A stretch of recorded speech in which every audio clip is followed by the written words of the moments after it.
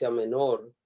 Y la semana pasada nosotros veíamos la primera de ellas, que fue a Éfeso, y hoy vamos a ver si podemos estudiar dos de ellas, que sería Esmirna y Pérgamo. Esmirna, que es la segunda carta, era una ciudad, o no era, es una ciudad que está un poquito al norte de Éfeso. Así que si nosotros tuviésemos la oportunidad de ir a Turquía y hacer esta gira de Éfeso un poquito al norte, va a aparecer la ciudad de Esmirna. Un detalle muy interesante, hermanos, y es que todavía esta ciudad conserva este nombre. Hace un rato estaba mirando un producto que mi esposa y yo consumimos, que es higo seco, lo utilizamos para los batidos de frutas. Y cuando estoy mirando en el paquete donde viene, el empaque donde viene, que estoy leyendo, veo que dice que ese higo viene de Esmirna, allá en Turquía. Y la verdad que dije, oh, yo hoy voy a hablar acerca de esto, y así por curiosidad me puse a leer el empaque. Así que es una ciudad que todavía funciona, y hoy vamos a ver en los tiempos del apóstol Juan cuál era la condición de aquella iglesia, de la iglesia de Esmirna. Así que vamos a aprender muchas cosas interesantes acerca de ella, y si el tiempo nos alcanza también vamos a ver la iglesia de Pérgamo. Quiero pedirles, mis hermanos, si alguien desea leer este verso 8, Apocalipsis, estamos en Apocalipsis capítulo 2 y vamos a leer el verso 8.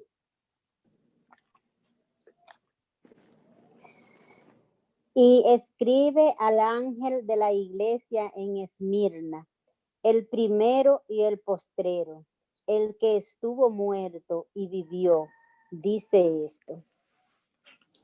Ya nosotros sabemos que el ángel de la iglesia está representado por las estrellas que el Señor Jesús tiene en sus manos derechas.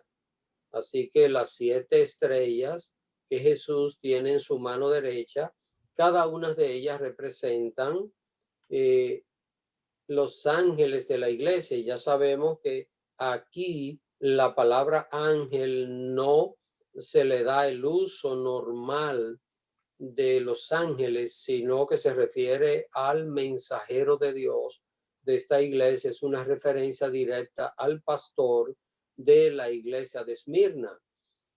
Es importante para que no confundan cuando estén estudiando el libro de Apocalipsis. Deben darse cuenta bien para no sacar de contexto lo que están leyendo, porque cuando nosotros seguimos leyendo en el libro de Apocalipsis, vamos a hallar la palabra ángel utilizada muchísimas veces. Muchísimas veces aparece en este libro de Apocalipsis la palabra ángel, pero allí significa un ángel, un ser angelical. Aquí dice que se le escribe al pastor, al obispo de la iglesia en Esmirna. Es importante que nosotros analicemos un dato histórico. Para esta época era el año 95 o 96, casi terminando el primer siglo de nuestra era, lo que quiere decir que eso hace unos 1900 y tantos años atrás que esta carta fue escrita. Ahora, lo que le voy a decir no es un asunto que se puede asegurar, pero la mayoría de los exégetas bíblicos piensan que a quien el Señor le envió esta carta fue a un líder llamado Policarpo. Policarpo era un discípulo de Juan, es decir, un seguidor de Cristo, pero había sido adoctrinado por el mismo Juan, el mismo apóstol Juan. Y él, ciertamente Policarpo fue obispo de esta iglesia.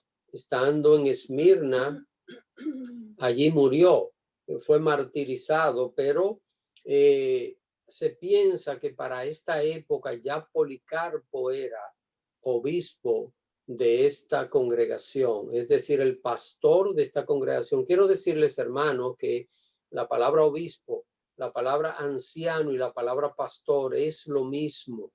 Eso no tiene ninguna diferencia en la Biblia. No hay esas diferencias en la Biblia donde podamos decir que un pastor y un obispo es diferente.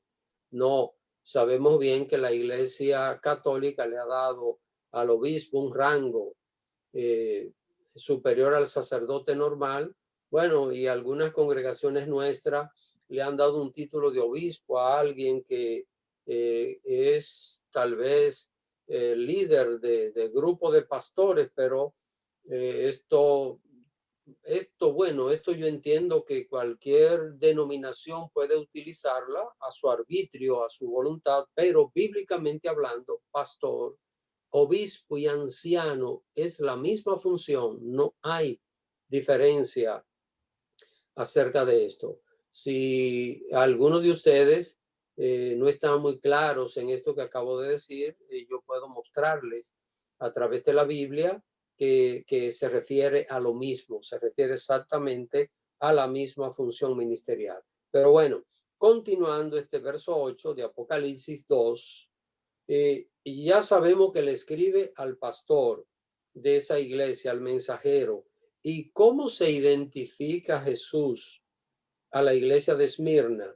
Se identifica como el primero y el postrero, es decir, antes de él, nada, después de él, nada.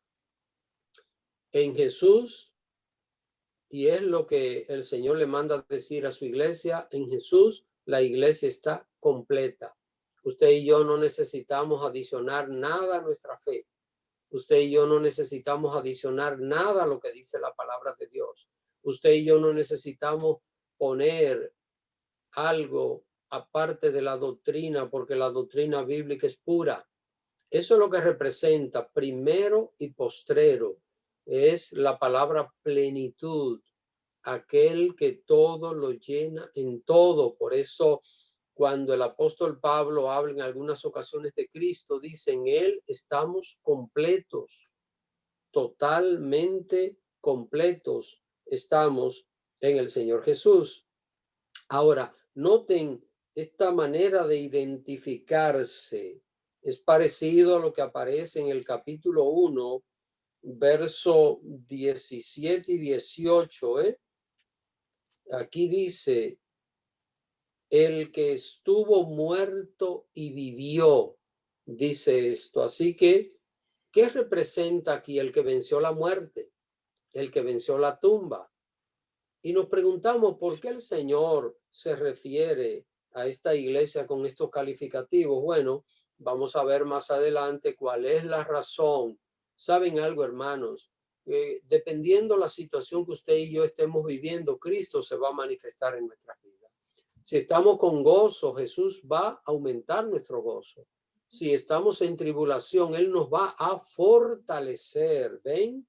No es lo mismo estar sonriente que estar llorando, pero en cualquier circunstancia, usted y yo vamos a ver la presencia de Cristo obrando en nuestras vidas. Esto es primero y último, ¿ven? El que lo abarca todo. No hay un detalle en nuestras vidas donde la presencia de Cristo no sea necesaria. Hay creyentes que separan su vida espiritual de su vida material y esto es un error gravísimo. Esto es algo que le ha hecho tanto daño a muchos cristianos y entonces sucede que un cristiano viejo le enseña esto a un nuevo y esto va de generación en generación espiritual y hace tanto daño. Entonces el creyente aprende que hay dos vidas, la vida espiritual y la vida secular. El creyente no tiene dos vidas. Cristo está presente en nosotros Cuando estamos sentados en el templo adorándole y cuando estamos sentados en nuestra mesa a comer, Cristo está presente. Y cuando usted está sentado en el bus, en el auto, cuando usted está en cualquier lugar sentado, Cristo está presente. Así que en Cristo, y es la enseñanza que el Señor le deja a esta iglesia de Esmirna, en Cristo estamos completos. El que tiene control de todo, el que estuvo muerto y vivió, ¿qué tiene? Control sobre la vida, control sobre la muerte. Noten conmigo en este capítulo 1, verso 18, pase una paginita y verá lo que dice. Dice, en el 17 dice, cuando le vi caí como muerto a sus pies y él puso su diestra sobre mí diciéndome, no temas, yo soy el primero y el último, lo que le está diciendo a la iglesia de Esmirna, y el que vivo y estuve muerto, mas he aquí que vivo por los siglos de los siglos. Amén.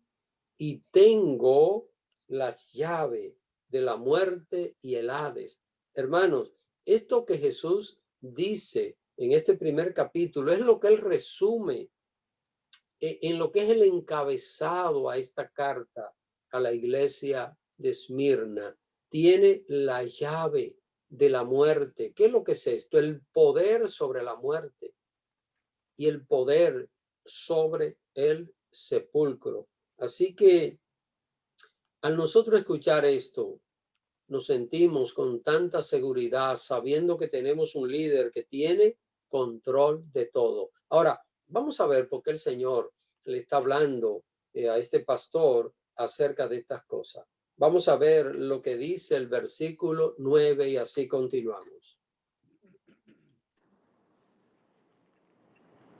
Yo conozco tus obras y tu tribulación y tu pobreza, pero tú eres rico, y la blasfemia de los que se dicen ser judíos y no lo son, sino sinagoga de Satanás. Hermanos, aquí vuelve otra vez el Señor a reiterarle a la iglesia. Noten que en la primera carta a Éfeso, en el capítulo 2, aquí verso 2, mire cómo comienza el Señor hablándoles. Yo conozco tus obras. Aquí el Señor también a Esmirna le dice, yo conozco tus obras. Es decir, cada paso tuyo, cada detalle de tu vida. A veces pensamos como que el Señor se ha olvidado de nosotros, hermano. Y cuando estamos en tribulación, cuando estamos esperando algo, cuando hay una necesidad en nosotros, muchas veces el enemigo puede poner en nuestra mente, el Señor se olvidó de ti. El Señor ya no te oye. Quiero decirle que cuando usted escuche esas palabras, recuerde, ese es el diablo que le está hablando. Satanás miente. El Señor nunca nos abandona. El Señor nunca deja de oírnos. Usted dirá, pero ¿y por qué hay que orar tantas veces? Porque esto lo que hace que aumenta nuestra fe y nuestra seguridad en Él. Por eso el creyente debe orar sin cesar. Pero no es porque el Señor Jesús no lo haya escuchado. Él está atento. Miren cómo le dice estas palabras tan hermosas a este pastor que entendemos que quizás era este hermano Policarpo, obispo de Esmirna. Este hermano tuvo un testimonio tan maravilloso. Más adelante les voy a decir algo que sucedió con él.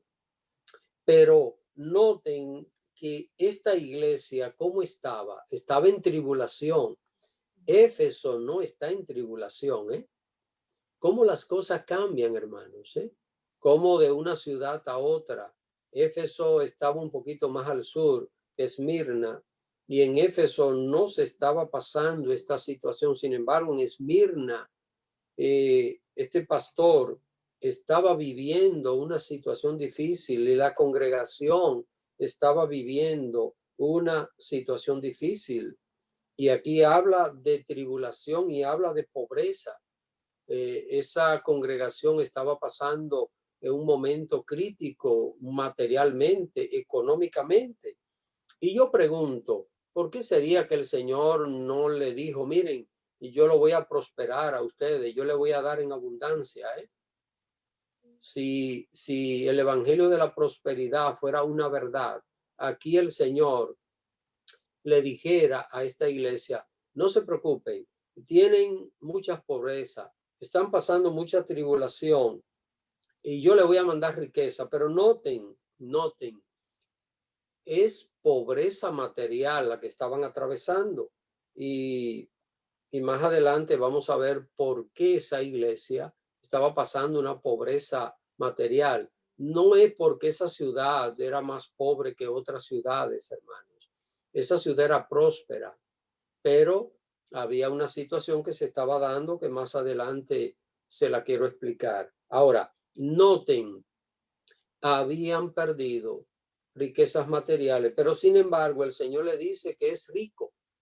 Cuando estemos estudiando la iglesia de la Odisea, que es la última, vamos a hacer nosotros una comparación de estos dos casos, para que veamos la diferencia entre un caso y el otro. Aquí hay pobreza material. ¿Y por qué es la pobreza? Es fruto de una tribulación, No es, repito, porque aquella ciudad no era próspera, sino por una tribulación. Sin embargo, el Señor le dice, pero ustedes son ricos. Qué bueno es cuando el creyente, a pesar de las tribulaciones y a pesar de perder lo que sea, conserva la riqueza espiritual, conserva esa comunión con Dios. Mire, mi querido hermano, hermana, en un hogar puede haber la mejor comida del mundo y si no hay comunión con Dios, aún siendo creyentes, a veces se sientan a la mesa y no pueden almorzar tranquilos, no pueden almorzar en paz. Y esto no debe ser en la vida cristiana. Sin embargo, hay ocasiones donde hay bienes materiales, donde las personas viven con muchas comodidades.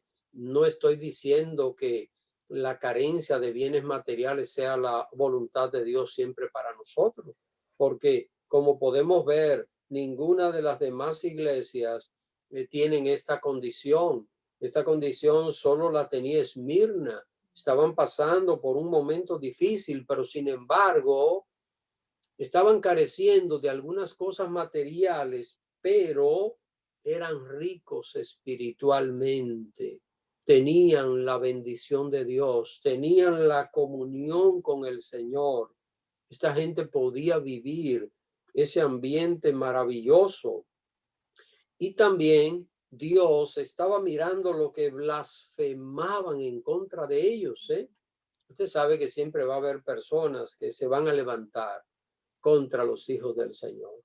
Esto va a aparecer quizás en el trabajo, va a aparecer en el lugar de estudio, puede aparecer en el vecindario, puede aparecer en cualquier lugar.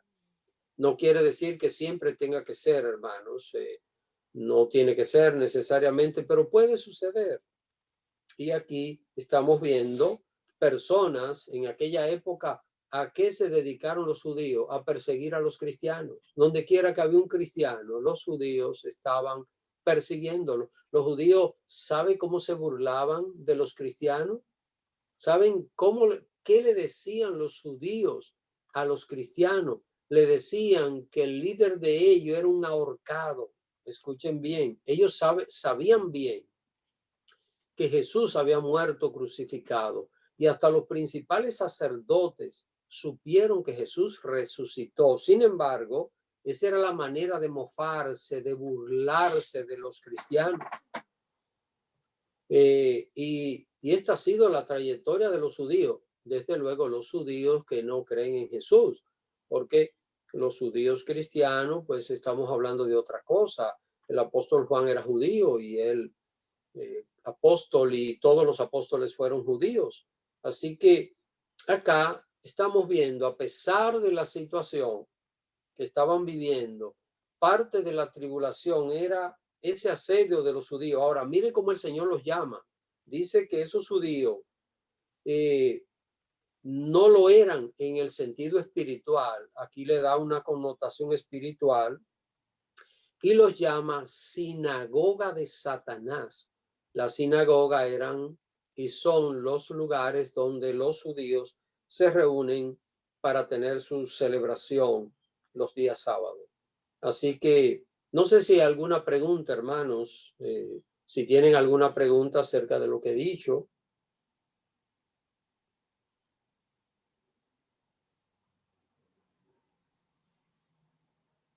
No veo a nadie, pastor. Bueno, pues si no hay preguntas acerca de lo que he dicho, vamos a leer el versículo 10.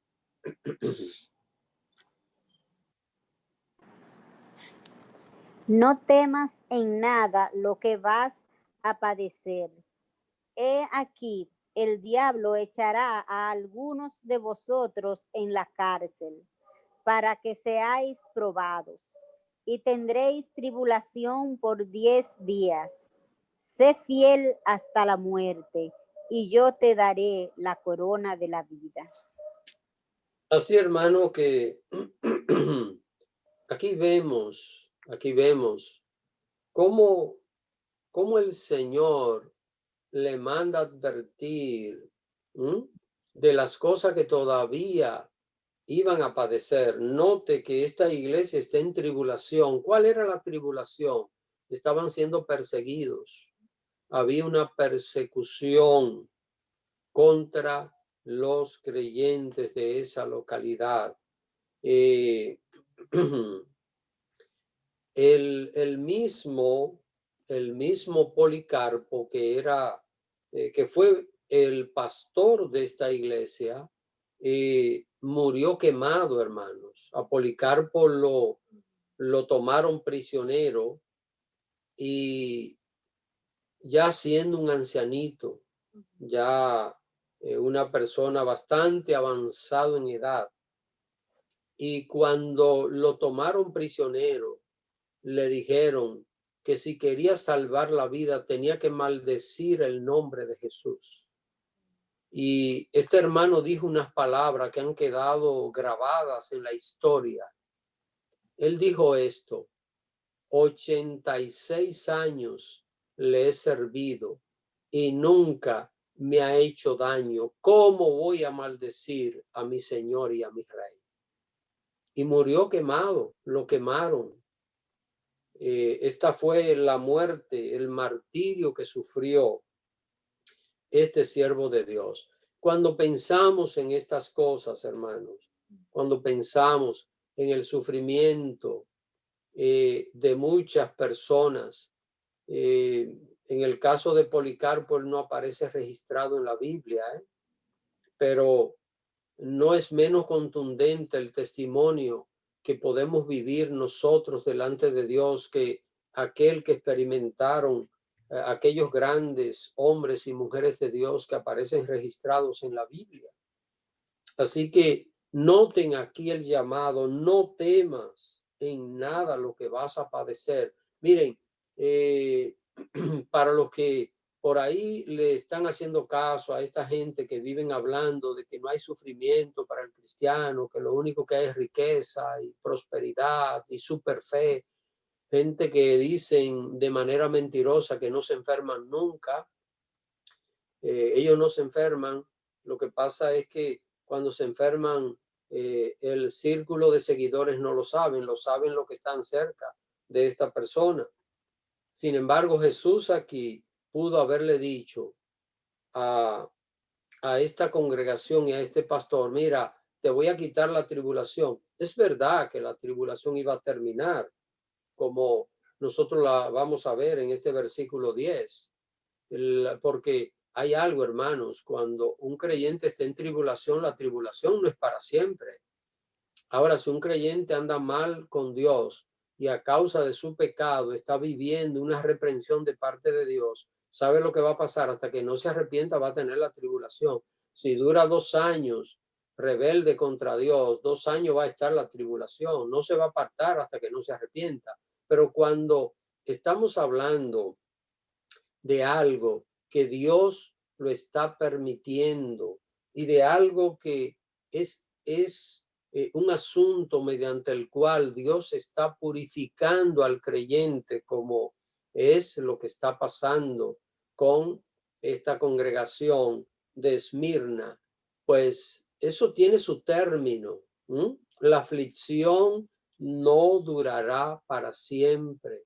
Es importante que el creyente no pierda de vista, y le digo porque probablemente todos nosotros tenemos situaciones como que se están alargando en nuestras vidas y que uno dice, Dios mío, pero ¿qué pasa con esto? Estoy esperando, llevo años esperando. Lo único que puedo decirle, no pierda la fe. Y esto es lo que dice el Señor, no temas en nada lo que vas a padecer. Recuérdese, antes de que llegue la derrota al cristiano, va a llegar la victoria. El cristiano nunca será derrotado. Podremos tener dificultades. Esta iglesia estaba viviendo un tiempo difícil, lo estaban persiguiendo, y a causa de esa persecución es que eran pobres, hermanos. Quiero decirles que la pobreza material que ellos tenían era fruto de que le habían quitado los bienes. Muchos hermanos habían perdido sus propiedades porque era lo que hacían los gobiernos, expropiaban, le quitaban las propiedades a los cristianos. Y este tipo de persecución se estaba dando allí. Ahora, note lo que dice, que el diablo echaría en la cárcel a algunos de vosotros. Así que el propósito del diablo era destruir la iglesia.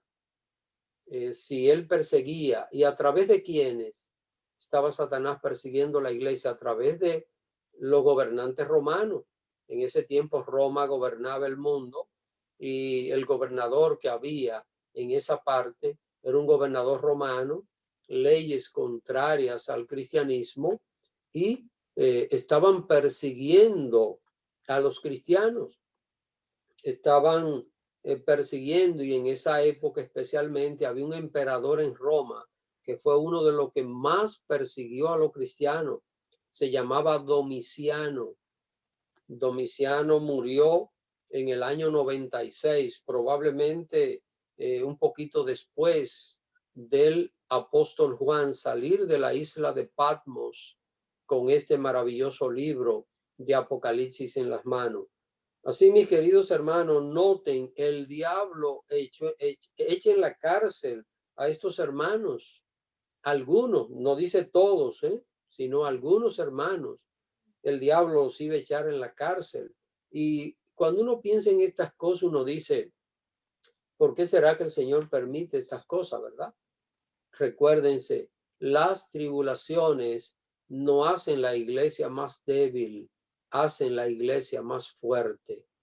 En medio de las tribulaciones es donde el cristiano pone a prueba su fe, su confianza en Dios, su estabilidad espiritual. No quiero decir que necesitamos andar toda la vida en tribulación. Note que la única iglesia, salvo otra congregación más que pasaron alguna situación, las demás iglesias no estaban en esa tribulación, lo que quiere decir que no estoy diciendo que el creyente debe estar en tribulación para estar bien con Dios.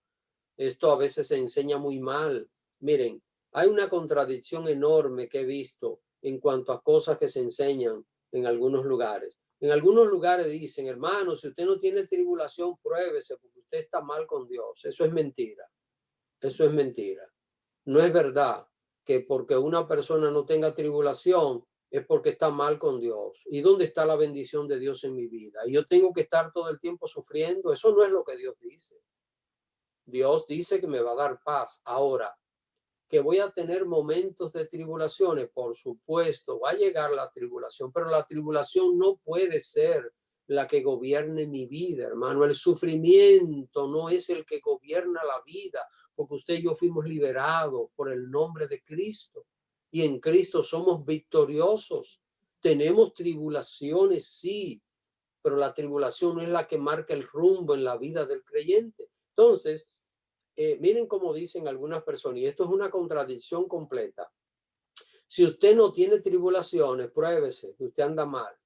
Y por otro lado, si tiene tribulación, le dicen, cuidado con su vida espiritual, porque usted tiene muchas tribulaciones, cuidado si usted está en pecado y debido a eso Dios lo está castigando. O sea, hay una contradicción completa que el creyente, por ignorar lo que Dios manda y por no entender a cabalidad la enseñanza de Dios, muchas veces la persona practican y creen esto, hermano, y esto hace que la persona distorsione totalmente lo que es la enseñanza de la palabra de Dios. Entonces, el diablo persiguió a esos hermanos, los estaba persiguiendo. Y miren lo que Dios le manda a decir, prepárense porque el diablo echará a algunos de vosotros en la cárcel. ¿Para qué?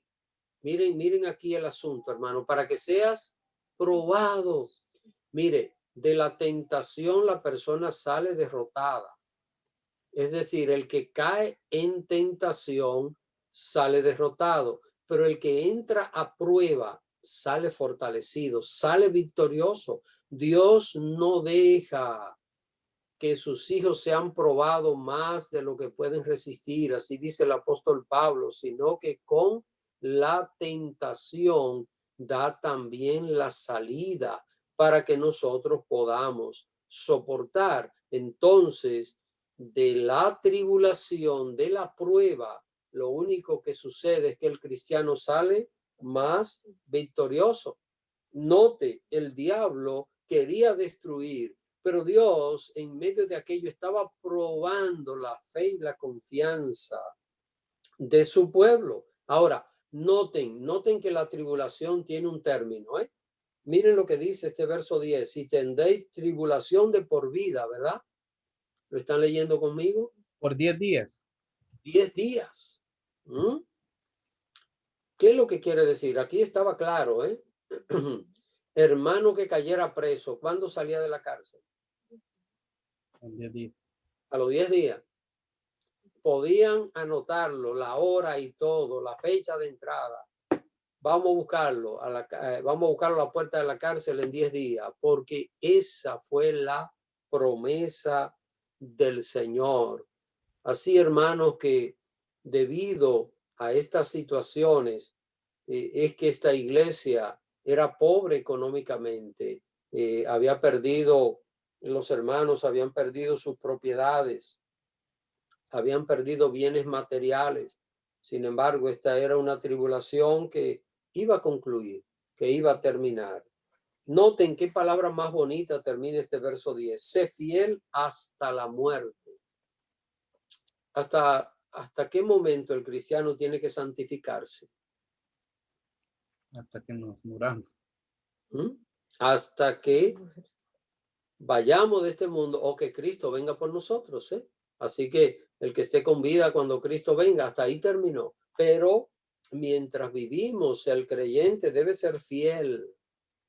Y aquí la fidelidad es sinónimo de santificación. El creyente tiene que procurar llevar una vida santificada. ¿Y cuáles van a ser los resultados de esta santificación? Aquí está la promesa, ¿eh? Yo te daré la corona de la vida. ¿Qué es la corona? La corona es un premio. La corona no es la salvación. Por esto hay gente que confunde y piensa que la salvación se puede perder, porque confunden la salvación con la corona, la carrera, la corona de justicia, la corona de vida. Estas tres cosas son galardones, no son la salvación. Usted no se va a ganar la salvación al final de su vida. Usted se salvó en el momento en que aceptó a Cristo. En ese momento usted fue salvo, fue salva. Así que, ¿qué es esto? ¿Qué es esto? Esto es recompensa. Estos hermanos con este sufrimiento, el mismo Policarpo, cómo murió, cuando un día Policarpo sea resucitado, va a recibir la corona de la vida. Así que es importante tener esto claro, de que cuando el Señor venga, es que va a coronar. Y esta corona, ¿cómo será? Será de acuerdo a las obras de cada creyente. Recuérdese de algo. Usted y yo no nos salvamos por obra, pero el cristiano debe dar muestra de arrepentimiento. Entonces el cristiano sí debe actuar agradando a Dios, honrando al Señor. Cuando el cristiano vive en todo lugar pensando que tiene que ser fiel a Dios y cada paso que dé en su vida, mire, el templo dejémoslo para último, porque en el templo todo el mundo es santo. Cuando las personas van a entrar al templo, inmediatamente le salen una salita y comienza a flotar. Pero cuando la gente sale del templo es cuando tienen que verse las alitas. Es ahí cuando salimos, cuando estamos en el trabajo, cuando estamos en el lugar de diversión. A veces hay lugares de diversión que no son lo más apropiados. A veces nos metemos en cosas. Quizás estamos en grupos de gente que no son las mejores para nuestra comunión. Entonces, hermanos, miren, Dios va a juntar todas esas cosas y en base a todo eso va a premiar a cada creyente. Es lo que el Señor le está aquí diciendo a esta iglesia. Sé fiel hasta la muerte. Cuídate, cuida tus pasos, cuida lo que tú haces, porque al final te daré la corona de la vida. No sé si alguien tiene alguna pregunta acerca de esto.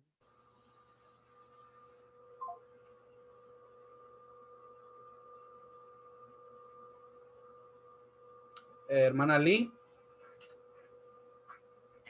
Sí, buenas noches a todos. Es una pregunta rapidito, no quiero que se vaya ahí fuera de contexto, pero yo también había escuchado respecto al comentario que usted hizo anteriormente sobre las congregaciones que piensan que uno si no está pasando tribulaciones, ese comentario que usted dijo ahorita.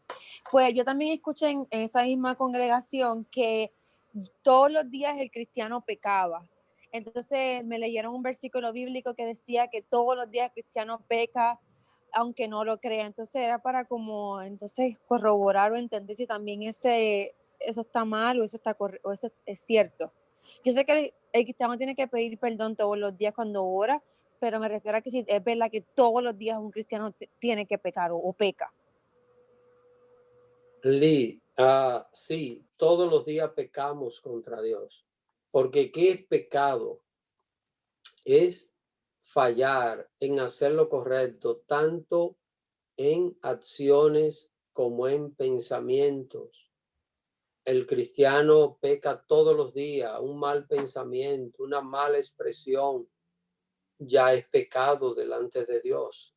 Lo que el cristiano no debe vivir atado, ni debe vivir apesadumbrado, porque ¿qué es lo único que el cristiano tiene que hacer? Incluso es importante entender esto. Si usted pecó en la mañana, no espere a la noche para pedir perdón.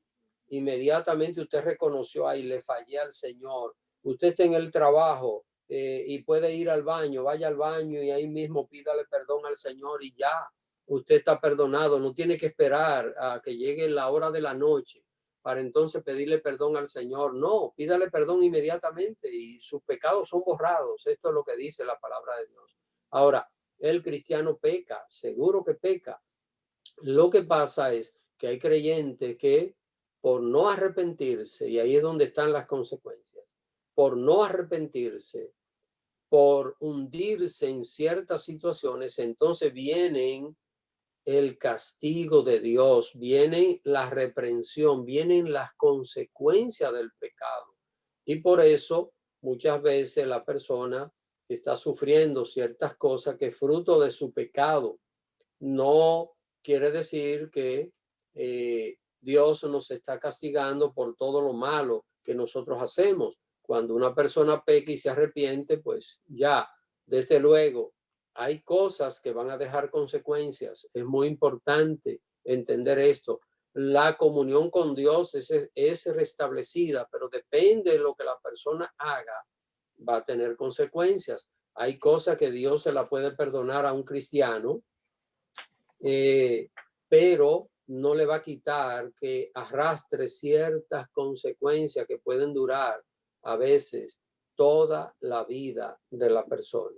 Así que es importante cuidarnos, pero a la pregunta si el cristiano peca, por esta razón, tenemos que pedir perdón y orar todo.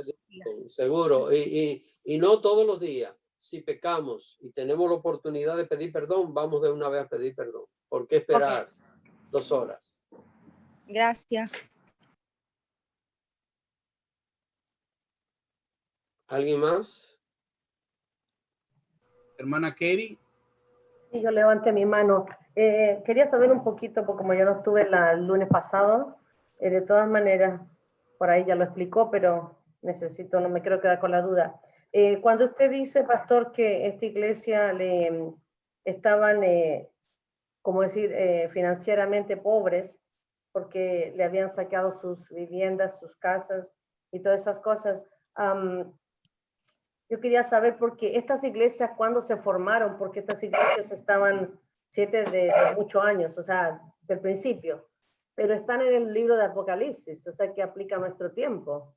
Y quisiera ver un poquito la relación ahí, si nos puede explicar, no sé, no quiero salirme tampoco del contexto, pero porque yo escuché la televisión, bueno, creo que usted, no sé si fue usted que mandó un pastor en inglés que habló en el WhatsApp, que él anunciaba que también iban a quitar las casas, todas esas cosas. Entonces, como que me vino a la mente eso y dije, quisiera ver la asociación, pastor. Sí, el pastor Paul Washer. Ajá.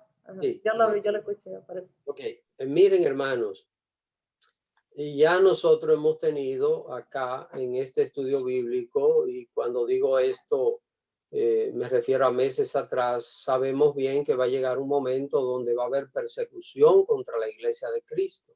Esto se está acercando. No es lo que uno quisiera, pero es una realidad y lo mejor es saberlo. Noten que aquí, ¿qué le manda el Señor a decir al pastor de esta iglesia? Que se prepararan porque el diablo iba a echar gente a la cárcel, y que iban a tener tribulación por 10 días. Entonces el Señor quiere que estemos alerta, y por esa razón pues nos advierte de eso que viene. Ahora, hermana Katie, y los demás, estos modelos de carta que están aquí a estas iglesias, nosotros la podemos ver reflejada en diferentes lugares del mundo en este tiempo, porque, por ejemplo, hay lugares donde la condición que se está viviendo es quizás lo que estuvo pasando en Éfeso, pero hay lugares que hoy mismo se está viviendo lo que sucede en Esmirna. Por ejemplo, en China, las iglesias cristianas, ¿sabe lo que hacen? Los llevan preso a los hermanos, les destruyen los templos. Los pastores van años presos por estar predicando. Eso está pasando ahora mismo en China. Sin embargo, acá en Estados Unidos y en otras partes del mundo tenemos libertad para uno poder predicar el evangelio. Pero en esos lugares la iglesia está siendo perseguida, y en otras partes del mundo hay cristianos que van a la cárcel y otros que mueren por causa del evangelio, son condenados a muerte. Así que es importante que nosotros entendamos, estos mensajes eran acerca de cosas que estaban pasando en el momento en aquellas iglesias, pero a través de la historia, estos acontecimientos han estado dándose en las iglesias en el mundo. Recuérdense que estos 7 modelos de iglesias que aparecen aquí no eran las únicas que habían en aquella época, hermanos. No habían solo 7 congregaciones, habían muchísimas congregaciones. Para este tiempo habían miles ya de congregaciones en el mundo, pero lo que parece ser es que en cualquier lugar donde hubiese una congregación se parecía exactamente a una de estas 7.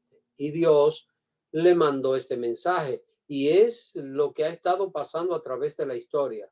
Si hoy día nosotros comenzamos a analizar las diferentes condiciones de las congregaciones en el mundo, usted va a encontrar que, digamos, no en el 100% de los casos, porque recuérdense, hay cosas específicas que eran para esa iglesia. Recuérdese, es una carta para esa iglesia, pero que nosotros podemos aplicarla a aspectos de la vida nuestra, porque un ejemplo, hoy día en China hay pastores que van presos por predicar, pero no duran 10 días en la cárcel. No le podemos leer esto y decirle, solo van a estar 10 días en la cárcel. Hay pastores que están años en la cárcel.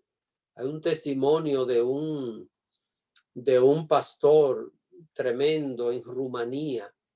Yo leí ese libro hace muchos años, un libro titulado Tras la cortina de hierro, y cómo ese pastor luterano, él, hermanos, fue preso y en la cárcel pasó todo tipo de vicisitudes, y aún estando preso predicaba el evangelio a los demás presos y lo metían en castigo, lo metían en celda de castigo para que no hiciera eso. Salía de la celda de castigo y volvía otra vez a predicarle a los presos.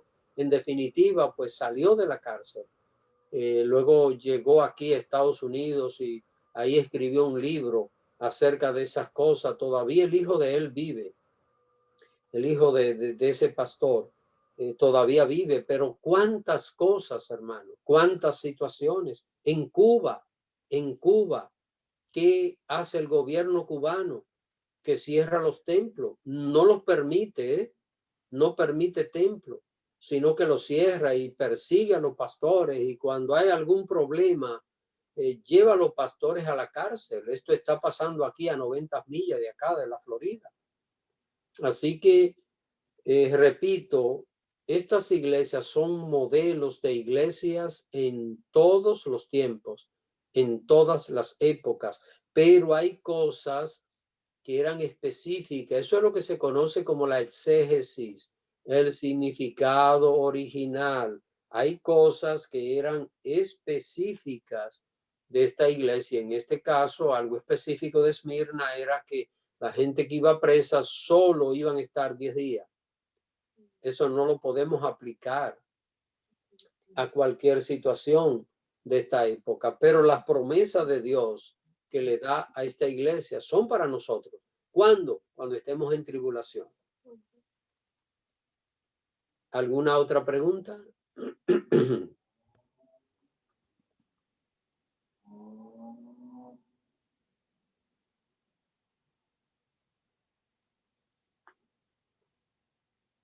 No veo a nadie, pastor. Ok, pues vamos a leer el verso 11 y para luego continuar con el mensaje a Pérgamo.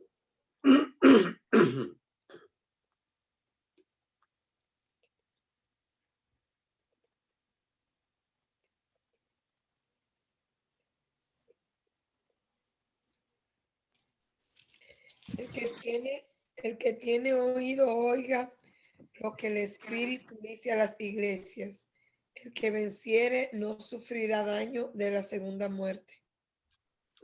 Hermanos, noten que el llamado no es solo a una iglesia.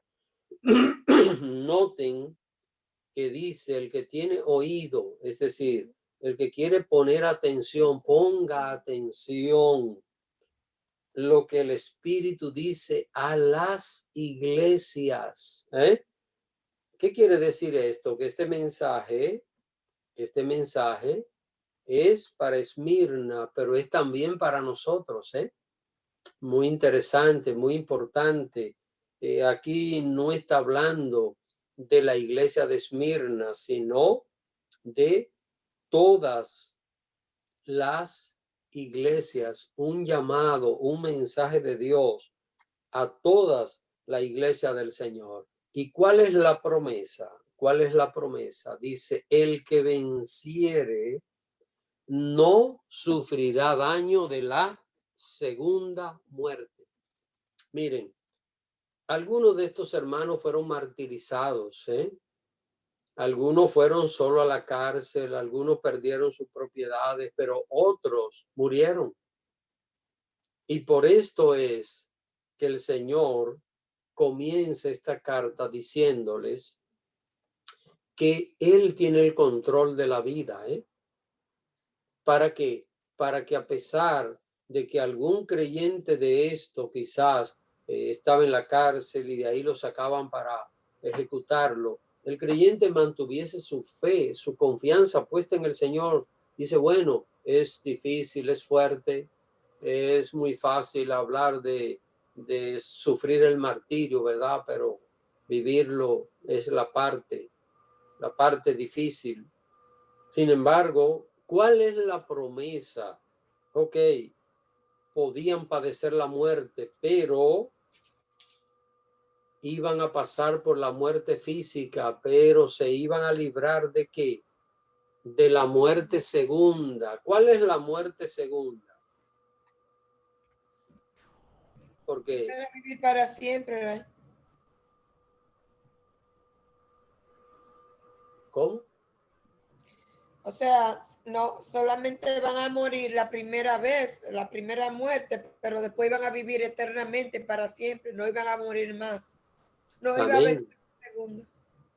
Amén. Sin embargo, los perdidos, ¿qué les espera? Una primera muerte y una segunda muerte. ¿Dónde? En el lago de fuego. En el lago de fuego. ¿Dónde está esto? Está en Apocalipsis capítulo 20. Versículo 14 dice, y la muerte y el Hades fueron lanzados al lago de fuego. Esta es la muerte segunda. Así que el lago de fuego es la muerte segunda. ¿Cuál es la promesa del Señor aquí a los hermanos de Esmirna, al líder de esa congregación? Que el que venciere no sufriría daño de la muerte segunda. Los que estaban persiguiendo a los cristianos, algunos que incluso estaban matando a los cristianos, iban a sufrir la misma muerte, iban a morir. ¿Y qué les espera si no se arrepintieron? La muerte segunda. Sin embargo, el cristiano, cuando termine esta aflicción, le espera la vida eterna. Así que es la gran consolación que el Señor le da. No solo, quiero que vean, no solo este mensaje es a la iglesia de Esmirna, sino dice a las iglesias, el que tiene oído, oiga lo que el Espíritu dice a las iglesias. Y lo último acerca de Esmirna, la palabra Esmirna significa mirra.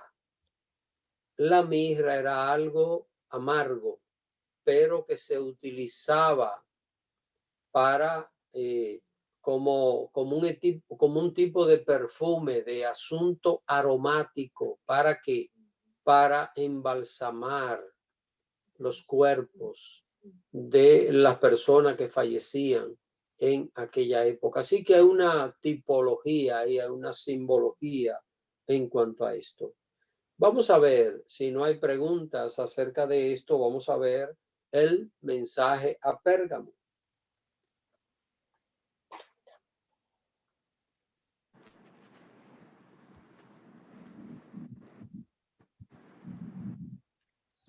Si no hay preguntas, alguien léase el verso 12. Y escribe al ángel de la iglesia en Pérgamo, el que tiene la espada aguda de 2 filos, dice esto. Noten, hermanos, ahora nosotros estamos viajando a otra ciudad. Salimos de Esmirna y ahora vamos hacia otra ciudad. Estas ciudades estaban comunicadas con un camino, había un camino que las comunicaba casi a todas. Así que esta carta a Esmirna termina y comienza Pérgamo. ¿Qué era Pérgamo? Pérgamo era una ciudad muy importante en aquella provincia. Era una ciudad de las más famosas y más adelante le voy a explicar por qué era una ciudad tan famosa. La palabra pergamino, ¿sabe de dónde viene? De Pérgamo. En Pérgamo fue donde por primera vez se comenzó a usar ese rollo llamado pergamino. Usted sabe que antes, cuando aparecen los rollos de la Biblia, eran hechos en cuero, en piel de animales, pero en esa ciudad comenzaron a usar ese tipo de papel, los pergaminos. No es que ahí por primera vez empezaron a utilizar un tipo de papel, porque en Egipto fue donde por primera vez se comenzaron a utilizar ciertas cosas, pero el pergamino, el rollo que no era en piel, se comenzó a utilizar allá. De ahí viene la palabra pergamino, hermano, porque fue en esa ciudad de Pérgamo donde por primera vez pues se comenzó a utilizar. Entonces, ahora le escribe el Señor al pastor de la iglesia de Pérgamo. ¿Cómo se identifica él? Dice el que tiene la espada aguda de 2 filos. Si ustedes notan, hermanos, lo que Juan vio en el primer capítulo, la representación de Cristo, es lo que va a aparecer detallado en cada una de estas cartas. Los mismos detalles de lo que Juan vio es lo que va a aparecer detallado y reproducido. Entonces, en el primer capítulo, nosotros hallamos aquí en el verso 16, capítulo 1, verso 16, dice, tenía en su diestra 7 estrellas y de su boca salía que una espada aguda de 2 filos. Así que está hablando aquí de el poder de la palabra, hermanos. No se imaginen a Jesús con una espada mordida en los dientes, ¿verdad? Mordiendo con los dientes una espada. La revelación, Juan la vio así, pero esto no es lo que significa. Esta espada es el poder de la palabra de Cristo, ese poder con el cual transforma, ese poder con el cual controla todas las cosas. Entonces, así de esta manera se le presenta a la iglesia de Pérgamo como el Cristo con ese poder de la palabra. Vamos a seguir viendo. Vamos a ver lo que nos dice el versículo 13. Yo conozco tus obras y dónde moras, donde está el trono de Satanás, pero retienes mi nombre y no has negado mi fe, ni aun en los días en que Antipas, mi testigo fiel, fue muerto entre vosotros, donde mora Satanás.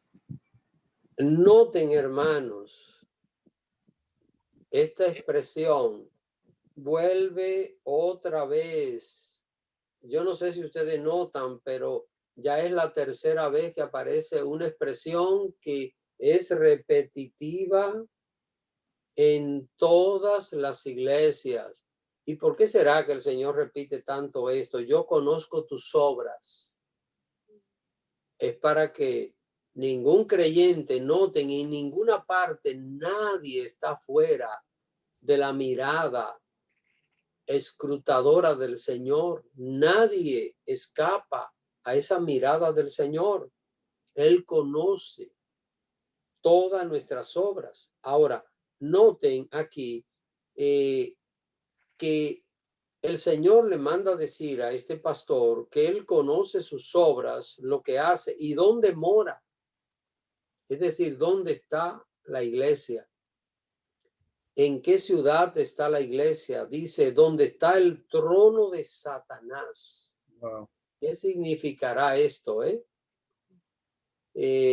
¿Dónde está el trono de Satanás?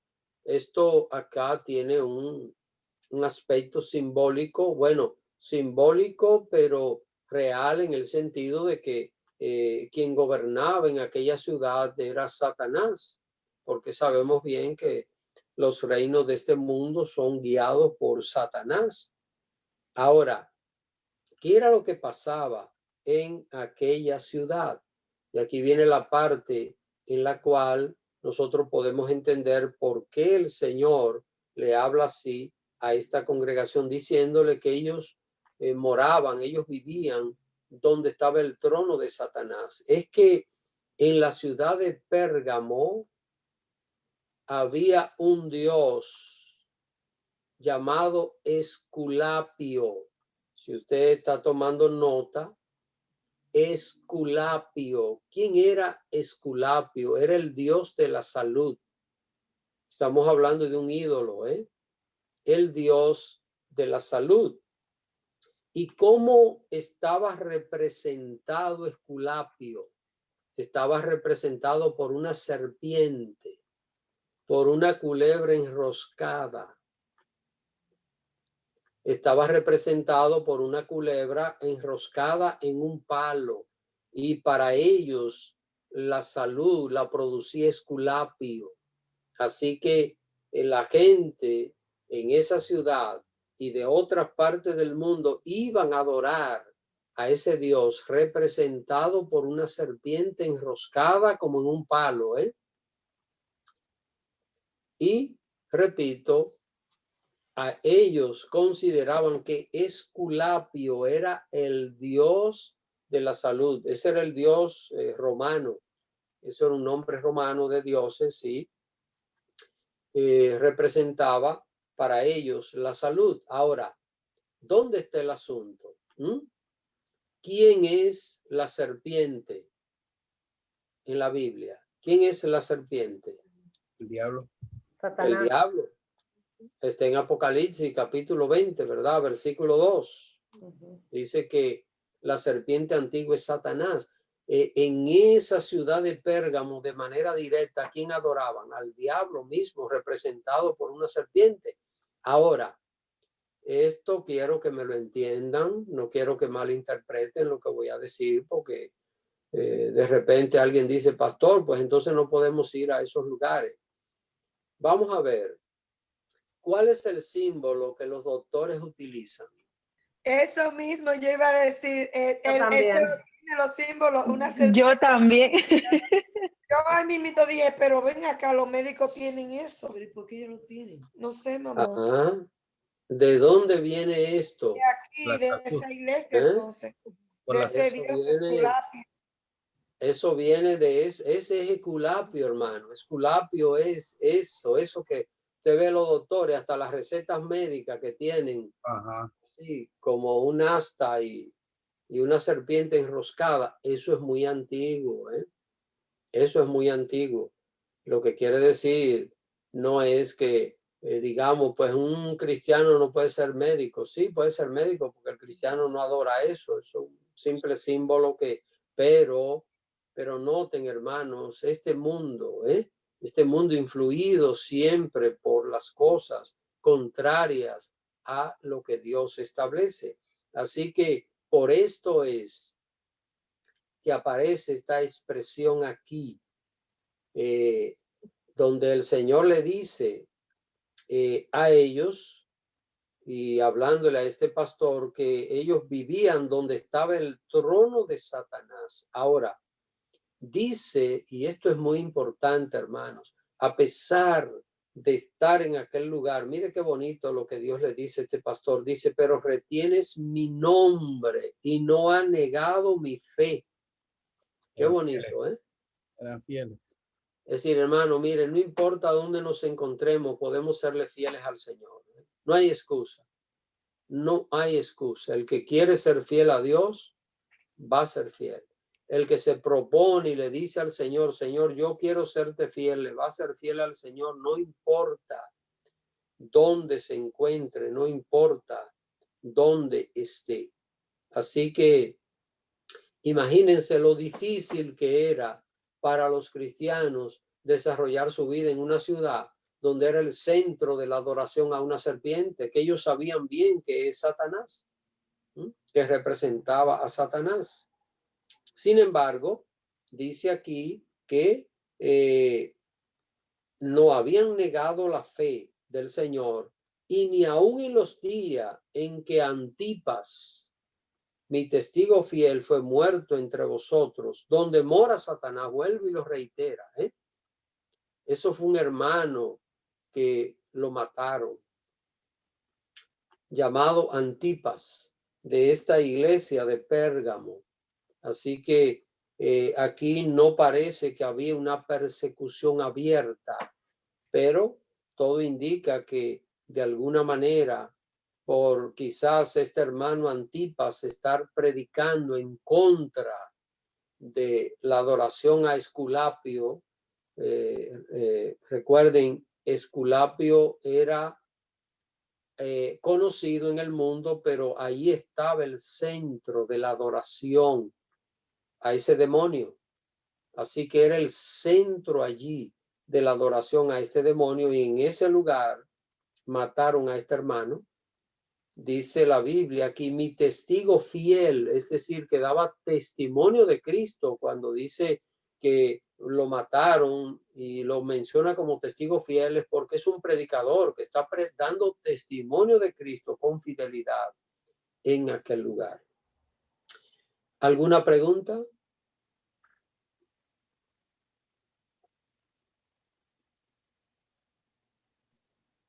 Pastor, cuando estaba confundido porque usted se acuerda que cuando el pueblo de Israel salió de Egipto, que cuando le picaron aquella serpiente y toda aquella cosa, que Dios hizo una serpiente para que la miraran para cuando le picara una culebra de esa. Entonces yo pensaba que quizás los médicos estaban copiando de esa serpiente, ¿no? Pero bueno, pero ahora veo también que las cosas andan diferente por otro lado. Muy diferente, hermano. Es verdad, en aquella ocasión dice que salieron unas serpientes ardientes que estaban mordiendo a Israel. Israel se rebeló contra Dios y entonces estaban muriendo y el Señor mandó a Moisés y le dijo a una serpiente de bronce, ponle en un asta alto y a todo el que muerda una serpiente, que mire la serpiente de bronce y no va a perecer. Recuérdense que Jesús mismo dice, así como Moisés levantó la serpiente en el desierto, así es necesario que el Hijo del Hombre sea levantado para que todo el que cree en él no se pierda, sino que tenga vida eterna. Esa serpiente de bronce que fue levantada en el desierto, hermanos, ¿sabe lo que pasó con el tiempo? Con el tiempo sucedió que el pueblo de Israel también la estaba adorando, hermanos. Miren cómo las cosas se dan. Y hubo un rey que la mandó a destruir.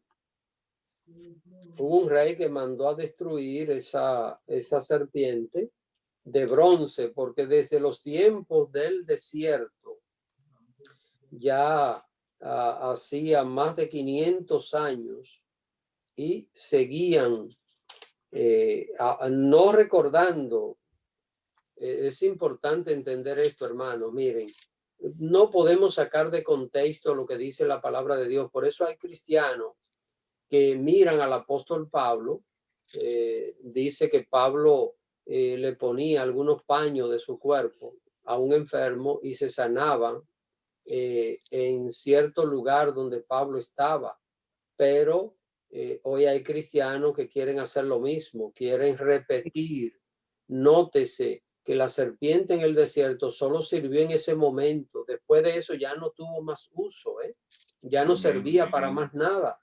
Y lo que pasó es que el pueblo cayó en idolatría y entonces luego hubo que destruir esa serpiente. Un rey que mandó a destruir esa serpiente, dice que la llamó cosa de bronce y mandó totalmente a destruir porque la gente estaba adorando esa serpiente.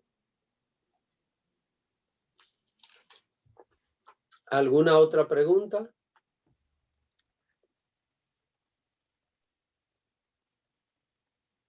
No veo a nadie, pastor. Bueno, pues continuemos, hermano. Vamos a continuar con el versículo 14. Pero tengo unas pocas cosas contra ti, que tienes ahí a los que retienen la doctrina de Balaam, que enseñaba a Balac a poner tropiezo ante los hijos de Israel, a comer de cosas sacrificadas a los ídolos y a cometer fornicación. Noten, hermano, lo primero que el Señor hace es que resalta los atributos positivos de esa iglesia y de ese pastor. Noten, el Señor es diferente a nosotros. Nosotros lo primero que hacemos es mirar los defectos de la gente. Las cosas malas. Los defectos y las cosas malas. Noten aquí que el Señor siempre está resaltando primero lo positivo, lo bueno que tiene la persona, pero no va a dejar de corregir las partes que no están bien. Entonces, miren, aquí viene, pero tengo unas pocas cosas contra ti, que tienes, es decir, en la congregación habían gente que tenía la doctrina de Balaam. ¿Cuál era la doctrina de Balaam? Dice aquí que enseñaba a Balac. Si usted se lee en el libro de Números, especialmente a partir del capítulo 24, déjenme, Números capítulo 24, perdón, desde el 22 en adelante, 22 hasta el 25, ahí usted va a encontrar toda la historia de Balaam. Así que lo que quieran investigar un poquito acerca de esto, ahí lo van a encontrar, Números del 22 hasta el 25. Ahora, ¿qué había en esta iglesia?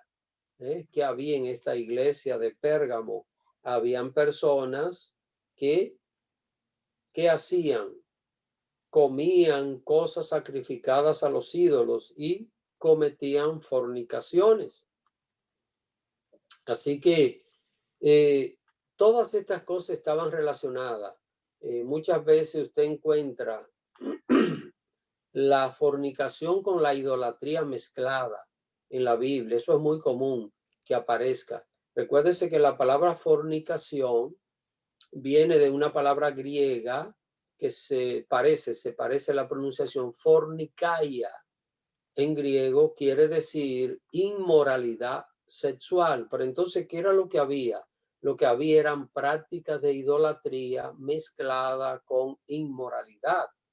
En muchos lugares se reunían las gente para hacer servicios religiosos y esos servicios religiosos consistían en orgías sexuales. Esto es lo que acá parece ser. Así que, ¿qué estaba sucediendo. Quiero aclarar, hermanos, no era que en esa iglesia se reunían para hacer orgías sexuales, porque Dios le está diciendo a ese pastor que él era un hombre fiel y que había mantenido la fidelidad. Entonces eso no se hacía en la iglesia, pero habían gentes que estaban practicando esto y de alguna manera el pastor lo sabía y no lo había impedido. De alguna manera no lo había impedido y esa situación se estaba dando en ese lugar. ¿Qué fue lo que hizo Balaán? Se lo voy a resumir. Balaán quiso maldecir al pueblo de Dios y no pudo. 3 veces abrió la boca y 3 veces terminó dándole bendición al pueblo de Dios. Y como fracasó en su intento de maldecir al pueblo de Dios porque él quería ganarse un dinero, que Balac era el rey de Moab. Balac lo contrató para maldecir el pueblo de Israel.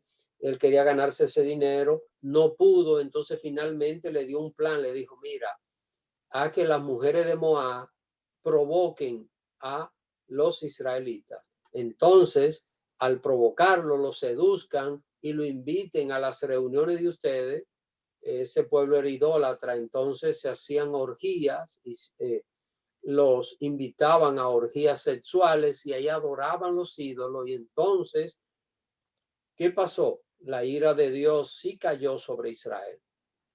La ira de Dios sí vino sobre Israel. Entonces, esta estrategia diabólica de Balaán aquí parece que se convierte en una doctrina,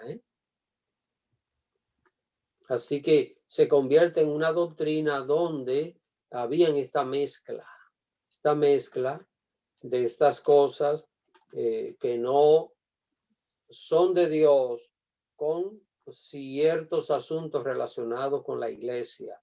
Es la doctrina de Balaán, este tipo de mezcla, cosas paganas mezcladas con prácticas cristianas, un tipo de apostasía, este tipo de cosas. Vamos a ver otra cosa también, otro reproche. Verso 15 y verso 16.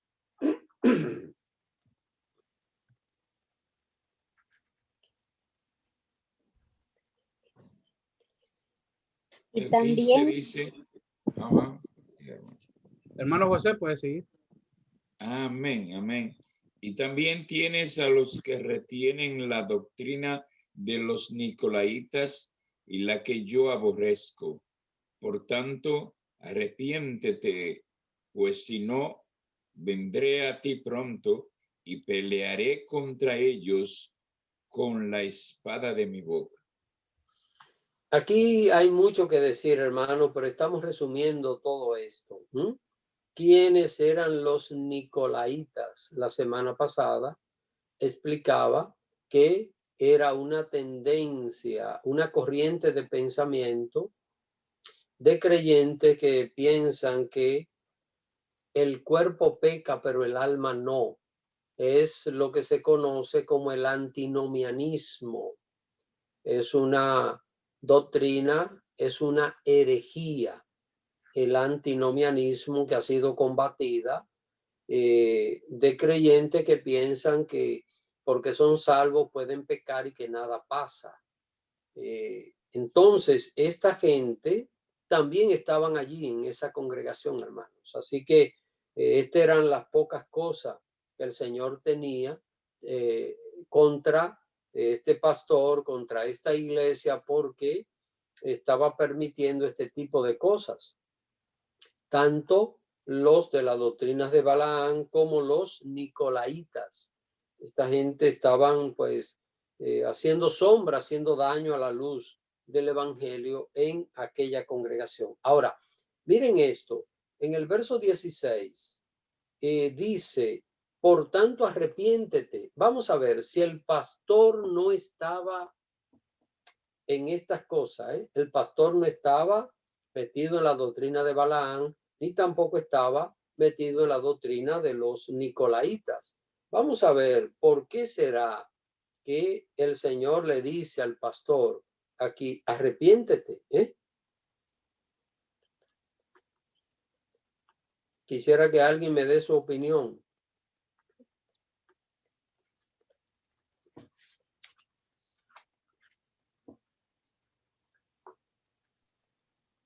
Pastor, yo entiendo que sería porque él retenía, apoyaba a lo que estaba en contra de la doctrina de Dios. Es lo que entiendo. Cuando dice, pero tengo unas pocas cosas contra ti, que tiene ahí a lo que retiene la doctrina de Balaam. Creo que es cuando una persona retiene o sabe que hay una persona en su iglesia que está mal, entonces que está haciendo cosas malas y tú lo estás apoyando, entonces ya tú estás compartiendo, está pecando también, es lo que entiendo. ¿Ok? ¿Alguien más quiere opinar algo? Muy bien, hermano. Pastor, yo pienso que él debía corregirlo. Si él sabía que estaba sucediendo, eso no podía permitirlo, debía corregirlos porque pues le advirtió, le advirtió claramente, si no pues, le dice, vendré. Entonces era él responsable de esa congregación. Y si pues no lo hacía, pues iba a sufrir el poder de la palabra de Dios, me imagino. Amén. ¿Alguien más?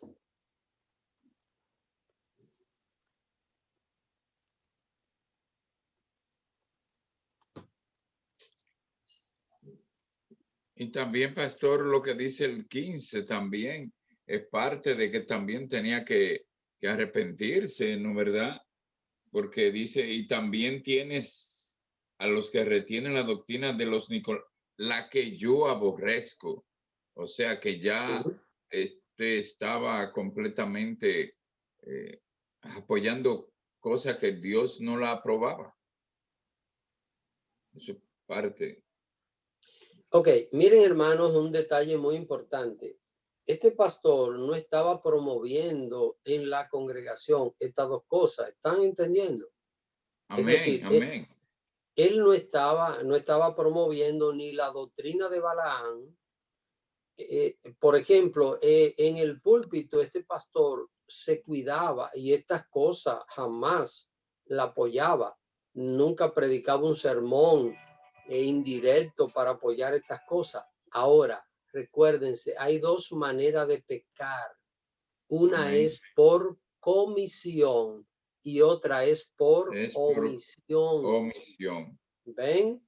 Cuando un cristiano comete algo malo, está pecando. Era lo que estaban haciendo los que tenían la doctrina de Balaam y también los nicolaitas. Estaban cometiendo pecado. Ahora el pastor estaba cometiendo pecado de omisión porque estaba dejando de hacer algo bueno que tenía que hacer. Entonces, por esta razón es que he llamado aquí al arrepentimiento. Recuérdese, cuando un cristiano deja de hacer algo que tiene que hacer, es pecado, ha pecado. Cuando usted o yo dejamos de hacer algo que debemos hacer, se peca. Si usted le hace un daño a una persona, usted peca. Pero si usted le niega un favor a alguien que lo necesite y usted puede hacerlo, usted peca también. ¿Por qué? Pecado por comisión y pecado por omisión. Ahora, miren lo que hace Dios. Y aquí esto tiene una enseñanza maravillosa. Noten, el Señor le dice en el verso 16 a este pastor que se arrepienta, dice, pues si no vendré a ti pronto, te visitaré.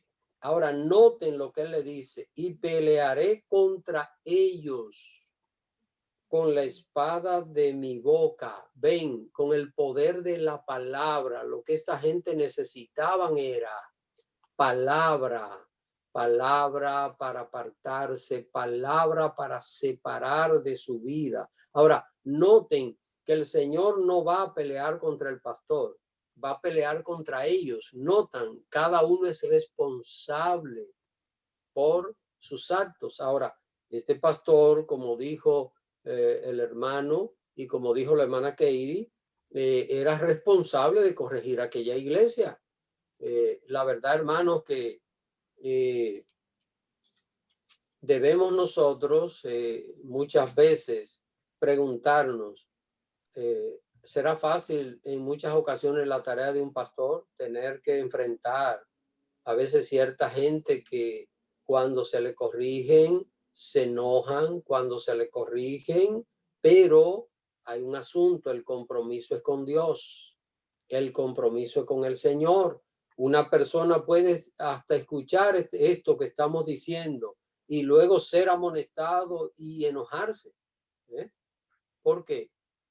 Porque la amonestación, dice la Biblia, no es algo que produce gozo en aquella persona que la recibe. Así que este pastor no estaba, mire, él no estaba apoyándolo a ellos, él no estaba compartiendo con ellos, él no estaba predicando, pero sabía lo que estaba pasando y no corregía a esos creyentes. Entonces estaba pecando. Por eso Dios lo manda a arrepentirse.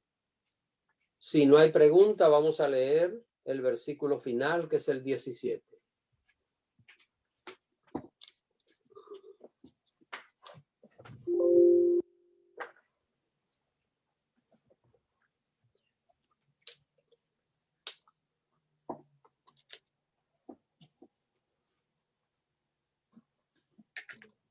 A los hermanos no les gusta leer, yo leo. O lea, hermano. Lea, lea.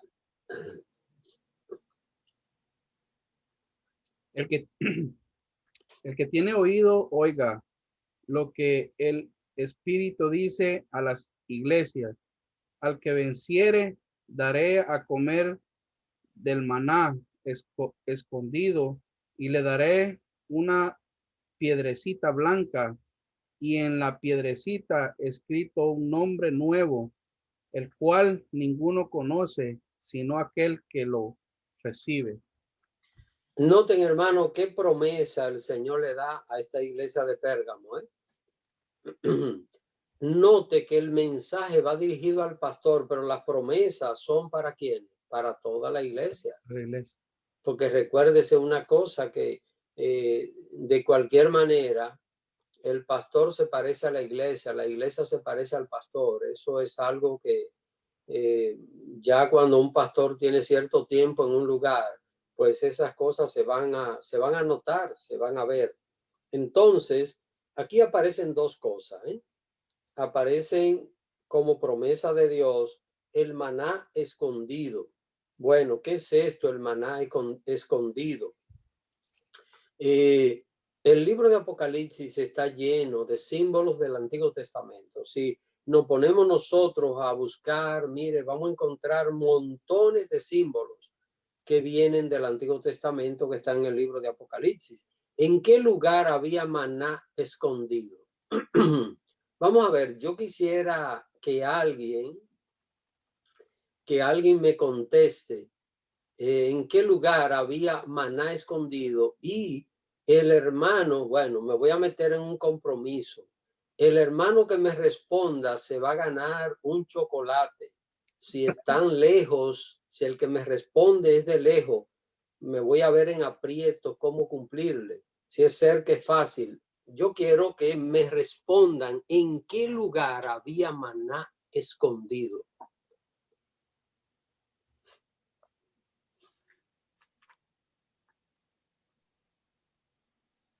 Pastor, esa me lo manda por correo, por favor. Okay. Bueno, creo que cuando David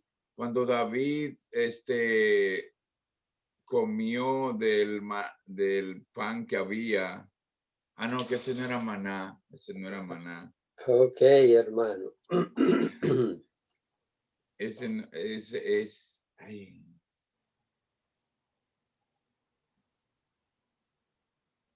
¿Sería en el desierto, pastor?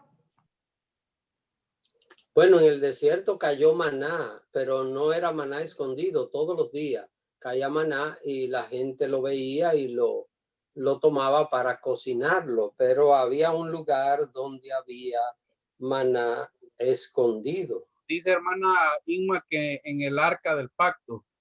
¿Quién? Hermana Inma. Hermana Inma, bueno, ya hermano, ya voy a tener que llevar un chocolate, así que tengo que honrar mi palabra. Yo sé que el hermano yo se va a terminar comiéndose, pero bueno. Así que el domingo, hermana Carmen, ya sabe, me acuerdo de ese chocolate, que no llegue yo a la iglesia, señor. Claro, ahí estaremos. Ahí está, hermano. En el arca del pacto había maná. Así que en el arca del pacto, dentro del arca, habían tres cosas. Un poco de maná, la vara de Aarón que reverdeció, y también la tabla de la ley. La segunda tabla. Así que eso era lo que había. Entonces, hermano, miren, esta primera parte de este verso 17 es un simbolismo de la presencia extraordinaria de Dios. Es un simbolismo. Ahora, lo segundo que aparece acá no es un simbolismo, aunque tiene un elemento simbólico, no es un simbolismo. Dice, y le daré una piedrecita blanca y en ella escrito un nombre nuevo. Aquí está el regalo. Esta es una recompensa de parte de Dios al que venza. Esto es para todos los creyentes. Recuerden, estas promesas son para todos los creyentes. ¿Qué es lo que hay? Cada creyente va a recibir un nombre nuevo. Ese nombre lo va a recibir cuando tenga el galardón. Jesucristo va a poner un nombre nuevo a cada uno de nosotros. ¿Qué tendrá ese nombre? Ese nombre tendrá el significado de la función que usted y yo realizaremos en el reino de Cristo. Así que como una persona hoy se llama policía, uno se llama médico, uno se llama bombero, sin embargo, en su ID no aparece policía, sino que aparece su nombre, ¿verdad? El nombre de pila que le pusieron a la persona. Entonces, cuando Cristo nos juzgue por nuestras obras en el juicio de los galardones aquel día, después de su venida, cada creyente va a recibir un nombre nuevo conforme a sus obras, y es lo que representa esta piedrecita blanca, así como un gafe o gafete utiliza una persona. Usted lo ha visto, ¿verdad? Que se engancha en la camisa con el nombre. Dice doctor tal cosa o ingeniero tal cosa. El Señor va a dar un nombre nuevo que nada más lo va a saber el que lo recibe, ¿eh? Solo el que lo reciba es el que va a conocer el significado de ese nombre nuevo que cada creyente va a recibir. Así que con esta promesa terminamos, hermano. No sé si hay alguna pregunta acerca de esto. Hermana Daisy. Se me escapó una preguntita chiquitita. Se me escapó cuál era la tercera cosa que había en el arca del pacto, pastor, que los estoy anotando. Ok, un poco de maná, Ajá. la vara de Aarón que reverdeció, ajá, y las tablas de la ley, de los 10 mandamientos. Listo, gracias.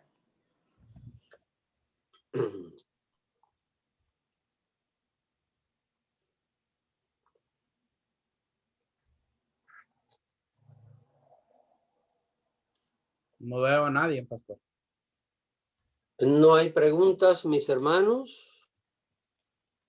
Bueno, pues si no hay preguntas, entonces vamos a orar, vamos a aclamar delante